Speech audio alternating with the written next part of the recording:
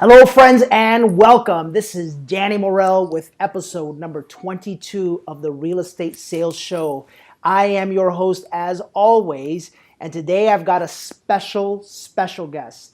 And I mentioned that it's a special guest because the reality is that anytime that you can meet one of the country's best at anything, there's a lot to learn. So before we get started, I want you to grab your pen, grab a notepad, get ready to take a lot of copious notes because today you're going to meet one of my great friends and, most importantly, one of the best people in title and in the title insurance business in the country. Everybody, please say hello to my good friend, Miss Debra Galli. Debra, say hello, please. Hello, good morning. Good morning. How are you? I'm excellent, thank you. So you know what's kind of funny is that obviously we do business, but we're friends. So I think we're going to have a lot of fun on this conversation. What do you think? Absolutely. So Debra, you're obviously missing your better half, which is Mr. Tim Galli, which together you guys formulate this amazing title team. I'm going to start off by asking you, how long have you been in this business? We've been in the business 26 years together. Holy moly, 26 years. Yes. And you say together. Why do you say together? Did one start first, or how did that work? Yeah, we started independently. I started 33 years ago. I started inside as a receptionist and then got out of the business for a couple of years. It was a good old boys club back then. They told me to go get sales experience, which I did. Okay. I sold Volkswagen for 2 years, became top 2 in the country. And then I got a call back from them to say, okay, we'll hire you in sales. So I started back by myself. And then it was just kind of ironic we became a team later. Okay, well, time out, because you see, and by the way, everybody, if you're listening, this morning during our company role play, I mentioned to everybody the fact that you got to become a better listener. And I don't know if you caught something, but when you become a great listener and when you become a great salesperson, listening is the key. So Debra, you said something that I want to kind of touch on for a little bit. You said they told you to go get sales experience, and you did. And I did, absolutely. I was determined. Yeah, you didn't say they told me to go get sales experience and then I cried, or they told me to go get sales experience and then I quit, or they told me to go get sales experience and then I started feeling sorry for myself. You had a roadblock in your life, right? They told you to go do something. Specifically back then, I can only imagine it was tougher for women trying to get business, and you just went out and did it. So take me back there and talk to me about the spirit that was going on inside of you to get the job done. Well, that was a fun time because it was definitely a good old boys club. I was sales secretary and I wanted to become a sales rep so bad. I loved what all my sales reps were doing, and I loved the thought of being a sales rep. Went in, I had 5 different male managers pull me into an office and just start throwing things at me and saying, you can't be a rep. Women just can't go out there in the field. This was a long time ago. So they said, go get sales experience and then contact us later. So I thought, well, what better sales experience can you get than car sales? So I called a couple of dealerships, same thing. It was almost all men. So it was a little bit difficult, but I got hired at the Volkswagen dealership in Pasadena. And the owner there just really took me under his wing, taught me everything I needed to know. And I learned so much about sales at that period of time. Again, was top 2 in the country, so it was kind of fun. So top 2 in the country, and if you don't mind me asking, just give me your age range back then, just your range. I was 19, 20. You were I think 19, I was 20 years old. Wow, yeah. That's awesome. And Debra, I know this about you, and we're obviously going to get to the success that you are now experiencing in a little bit, but I don't really think that we could truly help our listeners nor allow people to really understand your story if you don't kind of talk a little bit about your background a little bit, because everything is great now, but it hasn't always been great. So whatever you feel like sharing, please share. Well, I think that's why I was so determined to be successful. I come from a wonderful family full of love and very religious and just wonderful, but the belief in money being evil is very, very strong.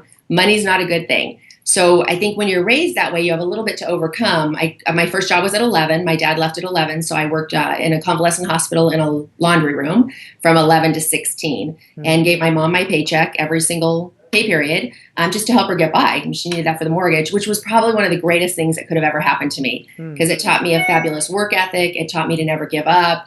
It taught me that wasn't the life that I wanted. Nobody in my family was ever successful, so I watched people at church. And then I heard somebody say once, I think it was Brian Tracy, that scientists say that every cell in your body changes every 7 years. So to me, as a 14-year-old kid, when I heard that, I realized, wow, if every cell in your body changes every 7 years, that means technically in 7 years, I can be whoever I want to be. Oh my So I God. focused on what I wanted to become. Oh my God. God bless you. I mean, you know, I don't know. I think for athletes hitting a baseball player hitting a base hit gives them a high, and for basketball player hitting a free throw gives them a high. For me, what gives me a high, like I literally get emotional, I get goosebumps, is hearing people break through. And specifically, Deborah, the spirit and the mindset behind it is what intrigues me, because here you are, a young girl at the time, 11 years old. Dad takes off. You go out and you work at 11. I mean, my son is 9, so that resonates with me, right? And you could have made excuses, and you could have lived in doubt, and you could have lived in fear, but you decided to make it happen. You decided to consider it done, right? Consider it done. And where do you think that came from? Because Deborah, we know in this industry, so many people struggle with small little roadblocks that they make into mountains. Where do you think that came from? I think it comes from, I think it comes from a mom who did always say you can do anything you want to. You can be anything you want to be. You can do anything you want. Just that their limiting beliefs wouldn't allow you to go too high in doing that. Mm-hmm. So again, watching people at church, I would always kind of pinpoint that top person that I wanted to be more like, and I would just mimic everything they did. It's funny you say that, because if you know my story was I used to look at Beverly Hills 90210, and I used to say, well, how come they can live like that, and that's what I wanted. So good for you. And then you met Tim, who is obviously your soulmate, your partner, your everything. 100%. And how did that go about? And how did it go about you guys getting into the title business? Well, I met Tim when I was 14. So I met him my freshman year in high school, which again, just another blessing in life. Just it always happens the way it's supposed to be. But while Tim was out, playing football and doing all of that, he was out with my friends. I was working in the laundry room. I worked 6 days a week, every day but Saturday. So once I got into title, Tim saw how wonderful it was and decided he wanted to get into it as well. And we started at 2 different companies. And the fun thing, and I love this story because the company that I was working for, it was a difficult start. I mean, you go home every day. I went home every day my first year crying, every single day. Wow. Because while agents are out prospecting, if they get a door closed on their face, they can go to another neighborhood or another door. But when you start out in the business as a title rep, you're calling on the same offices. You're limited to 10 offices. And when somebody slams the door in your face, you have to go back the next afternoon smiling. Wow. So I'd get back in my car. I'd go home crying every day. After a few months, after about 6 months, I got a call from the manager who had an opportunity to hire a big wig rep team in another area, in my area, and said they wanted to replace me.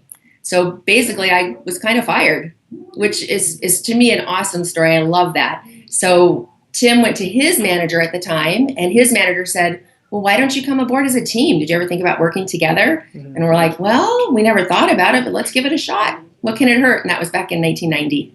Wow. And here we are. What is that? 26 years later? Or is that 6 years ago. The greatest sentence ever said. Why don't you guys start working together as a team? It was pretty cool. So let's talk about that for a second, and let's talk about your journey. Back then, 26 years ago, how many title orders, which by the way, I know we have a lot of real estate people, mortgage people, title people.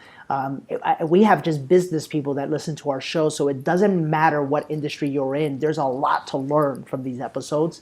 How many title orders were you doing back then? Oh my goodness. I'm going to, just by memory, I'm going to guess maybe 30 a month. So 30 a month.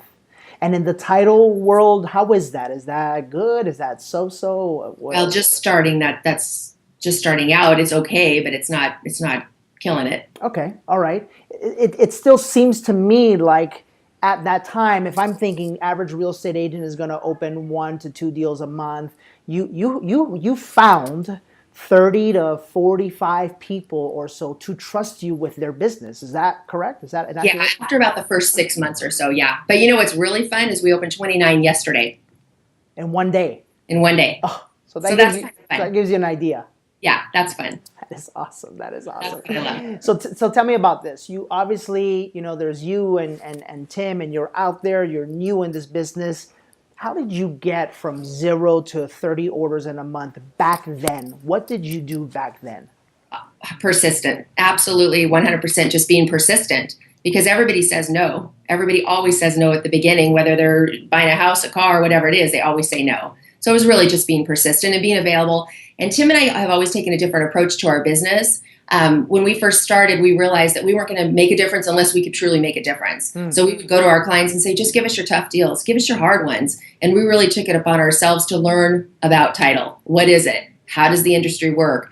We didn't just go pass out donuts and hope for title orders. We figured out how to close tough deals. It's so funny you say that, Debra, because I remember as an agent, you were not my title rep. But I remember when I took on the responsibility of growing a brokerage, and when I realized how big I wanted that brokerage to become, I knew that in order to provide our agents with the service that they deserved, I had to go out and find the best. And I remember calling you. Yeah. And I called you for one reason, is because I knew you knew how to do the damn job. Like I knew that. And so my question is this: I think in our industry, people don't know how to do the job as well as they should, right? What are your thoughts about that, and how could they improve their customer service and their knowledge of the industry? I think learning about the industry is number one. I think the more that you know about the industry, the easier your transactions can be. And I see a lot of people getting hung up on working the file all day long and not getting new business, and that's why we have the roller coaster ride. I always tell people it makes me a little bit crazy that people only prospect 3 hours a day. I think we have a mindset that I only have to do 3 hours a day and then I'm done for the day. I can go work on files or go to the beach or whatever I do. But if you truly want to be successful, you can't do that 3 hours a day. Right. It just can't happen. I mean, we prospected 9 hours a day. After 9 hours, then we would go home and then we would get our paperwork done, and we would work until midnight. I remember sometimes being exhausted, working till 2 and then getting up again at 4 o'clock in the morning just to get stuff ordered and get stuff taken care of. But if you're not prospecting 8 to 9 hours a day, I'm not sure you can ever hit that superstar status. If you want to hit 7 figures a year, you've got to make it happen. And it's funny, Debra, because that's what I've always wanted. And I think there's something to be said that I think there's 3 types of people in our industry. There's the people that quite honestly have no idea what they're doing in the industry. There's the people that are going to do okay and get by. And then there's like that 5 to 7% that wants to flat out rule the world, change the world, and be a rock star. And it sounds to me like ever since you were that little girl watching in the church for the top-notch people, you've always had that little sense that you wanted to be a rock star. Is that correct? Absolutely, 100%. Because not being able to buy that pair of shoes or clothes or even eat out, those are things that you remember as a kid. You want to be able to the words, I can't afford it, would just kill me to hear those words. Yep. I totally get that. And it's so funny because that's kind of what drove me. So let's talk about that for a second. I think psychologically speaking, there might be some listeners right now that maybe are in a position in their lives where they cannot afford whatever it is that they want, whether it's a new custom suit or a new automobile, or to create a dream home or to go on vacation. We're in a business where you should be able to afford those things, and yet some struggle with that. Why do you think that is? I think people have a fear of success, and I think people have a fear of money. And I hear agents all the time almost sabotaging themselves because they don't feel like they deserve to be successful. And that's a shame, because everybody does. And it's not an evil thing to have money and be successful, because you can do so many wonderful things with that. Right. And I think, too, a lot of people get in the business and they think that when they're prospecting, they're trying to talk somebody into selling their home. And I tell people all the time, just like when I sold cars and all the other car salesmen would try to talk somebody into buying a car, you can't talk somebody into selling their house. No, you can't. It would be ridiculous. All you're doing is looking for the few people that want to sell their house. And then you're the best person for the job to help them. Yeah. And if with that approach, it kind of makes it fun. It's funny you mentioned that, but it's something that that my coach Mike says all the time. He says, this business is simple. There's people that want to buy and there's people that want to sell. All you got to do is just get in the way. Yeah, matchmaker. That's it. That's all it is. Now, getting in the way is the part that I think, lead generation is the most important part of your business. And, I have a very difficult time with the fact that Forget about 3 hours a day. It's tough for real estate agents to do something for 1 hour a day. Yeah. And the reality is, Debra, is 1 hour a day, there's no way you can build enough momentum to get that machine going. And yet here you are saying that you prospected for 9 hours a day looking for business. You would arrive at the house, you would work till 12 or 1 in the morning, and then get right back up, good old 4:30 crew since back then, and do it all over again. If I was listening to this show and I wanted to experience more of that tenacity, what would I need to be thinking about to pull that out of me? I think you have to almost become obsessed with it. And it's interesting because when 2000 rolled around and there was all the talk about Y2K and all of that, I found myself for the first time ever in my life almost in a slump of not being able to set a goal. And I heard people say in the past they couldn't set goals, they didn't know how to goal set. And I thought, wow, that's stupid. How do you not know how to goal set? But all of a sudden, I found myself in this weird funk because everybody was going to talk about the world coming to an end. I really allowed myself to get into a funk thinking, how do I set goals? What do I do? And it really, really sabotaged our business that year. It was difficult. I realized at that point that people do struggle with it for various reasons. You have to understand what those reasons are for yourself. And I think you have to internalize it. You have to become absolutely obsessed with what you want. You have to think about it. You have to eat, sleep, and breathe your industry. And that's what Tim and I still do to this day. We eat, sleep, and breathe title. That's what it's all about. You absolutely do. And Debra, I think it's important for us to know, and I think it's important for us to talk about that. I think it's very clear that you know what you want. Mm-hmm. And yet the reality is that I think various people, for whatever reason, are not clear with what they want. As a matter of fact, they spend their time focused on what they don't want, which is, the bills are behind or whatever the case may be. I think there's there's a lady listening right now. Maybe she's a single mom. Maybe she's just getting in the business. Maybe whatever the case may be. Yet she wants to change her life. If you could give her a couple of pointers as to what to do to change her life, what would you say would be the top 2 to 3 things to do? I think the first one is you have to find what you love. And I think we all have days in our business, myself included, in fact, just recently, where you go home and go, oh my gosh, what am I doing? Yeah. But you have to get past that day because you have to find the passion of it. Like last night, I was just bouncing off walls, so excited about the business and passionate about our business, because you have to look for the blessings in the business. Mm-hmm. Every day's not going to be easy. They call it a job, not playtime. It's a job. So you go to work, you work 8, 10, 12 hours a day, whatever you decide to do, but you have to be passionate about it. So I try to tell my clients, if you don't like working with this type of clientele, don't work with them. Yeah. Identify what your perfect client is. Is it older people? Is it single people? Is it that woman that needs help, that single man that needs help? What is it? Identify who your perfect client is, and then just make a conscious effort to go find them. Mm-hmm. Whether you're at Starbucks, getting your nails done, at the grocery store, door knocking, calling, whatever it is, constantly be thinking about your perfect client, because you will attract that. What you think about is what you attract. Do you feel that, I know this is going to sound kind of weird, but do you feel that you attracted us? Absolutely. Positively, yeah. Because the same energy. I love, love, love being around positive energy. Right, absolutely. So now let's take a little bit of a different step. There might be a title rep out there listening. Besides prospecting 9 hours a day and besides focusing on your ideal client, is there something that you could specifically share with title reps that would help them to improve their business? Again, I think when things changed for me, and I remember the day clearly. I remember walking through an office and there's title stuff everywhere from all the different title people. And I realized almost like somebody knocked me upside my head. And I realized I'm not competing with these other title people. I'm just not. I'm not competing with any other title person. I'm competing with me. Mm-hmm. I'm competing with Debra Galli. Tim's competing with Tim Galli. And if I wake up every morning and I do what I'm supposed to do, and I plan every weekend to do for the following week what I'm supposed to do, I win. Yes. And when that became clear, I feel like our business just skyrocketed because I wasn't any more worried about what everybody else was doing. And I think whether you're a title rep or a lender or an agent, stop worrying about what everybody else is doing. Let that out of your head and just get into your own head and help yourself.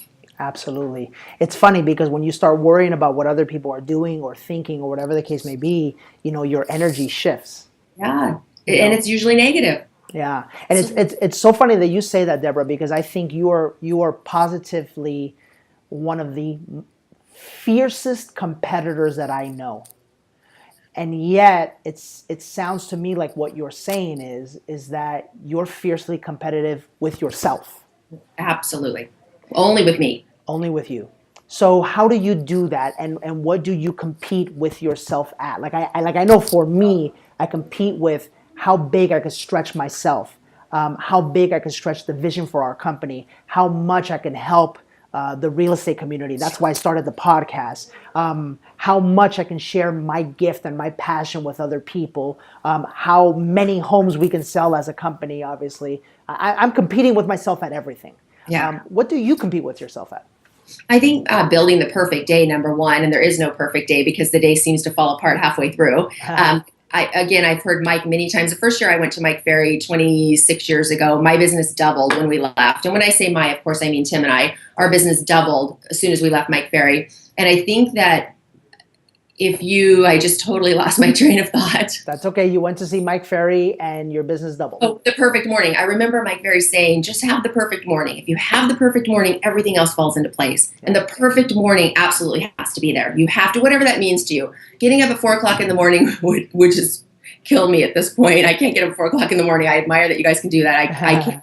But I do get up early. I do get my workout in. I think you have to have the perfect morning. You have to be out of the house at a certain time. You have to be in the field. You can't let anything ruin your morning. And in the afternoon, you just try to stay as focused as possible.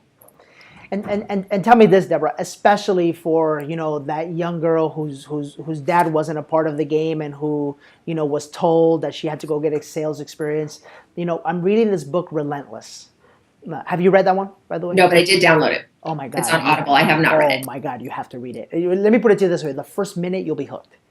Awesome. The reason why you'll be hooked is because you're a cleaner. Remember that. Remember that word, okay? Okay. A cleaner. It'll make sense later. But, one of the things that the book speaks about is stop waiting for someone to give you the answer. Stop waiting for someone to show you how to do it. Stop waiting for someone to, wave the magic wand. Go figure it out for yourself. Yeah. And I know I have that. I know I've been blessed with that. And I know you have that.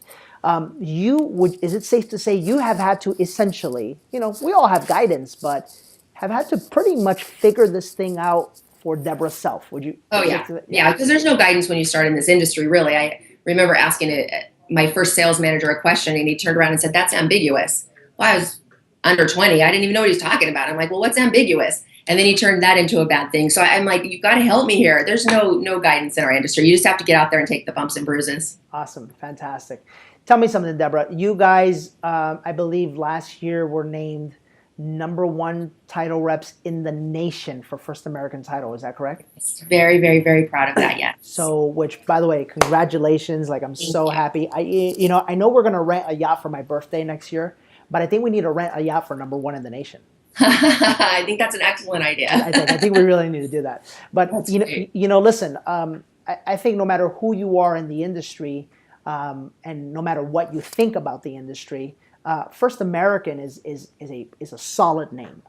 Yes. I think it is the biggest brand in title. So essentially, if you're the #1 title rep in the #1 company, doesn't that essentially make you the #1 freaking title rep, like, on planet Earth? Like, doesn't that? I don't like to think of it that way. Yeah. I love it. And I say that because that's my goal. My goal is to be #1 at anything that I do and #1 at anything that I put my energy at. So I've got a question for you personally. How does it feel? And then looking back, what advice would you have for me,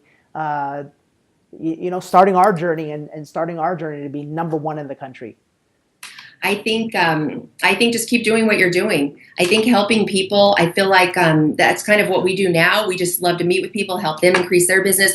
Not everybody is right for everybody. Right. There's going to be a lot of people who don't like me. There's going to be a lot of people who don't like Tim. There's going to be a lot of people who don't like you. There's going to be not everybody's going to like all of us. It's impossible. Yeah. All we're doing is looking to attract, as title people, those agents who want to work with us, the right people to make us a part of their team. And the other ones, they'll be ready when they're ready, and that's okay too. And I think it's the same thing for anybody. Again, whether you're a lender, a broker, an owner, a title rep, whatever it is, you just attract the right people, and you just throw it out there, and it comes to you. And if we're all out here to help people, bottom line, that's that's life. The more people we benefit, the more we benefit. Yeah, I love it. Debra, as you walk through any one of our offices, we have two frames in every office. One says, who are we? Which I think the other thing you got to get clear with is who you are and the value you bring. And the second one is who is our ideal agent. Because you're right, that's what makes our energy so amazing, is that we don't have any negative people at our company. We just have nothing but great people because we attract that. So that's a little tip for all of you that are listening, is you got to get that figured out. Who are you and who is your ideal client? Very, very important. Debra, final thoughts. This went by fast. This was like 25 minutes, but I felt like it was like, 5 seconds. Listen, you've obviously accomplished a lot, and I think you're going to accomplish a lot more. And I want to say that, especially as a woman, like, I respect that. To me, respect is like everything, and the respect that I have for you. But getting things done is what I respect the most. No excuses, no pain, no crying, no whining. Get it done and figure out a way. Mm-hmm. And I think that America has a disease right now. It really does.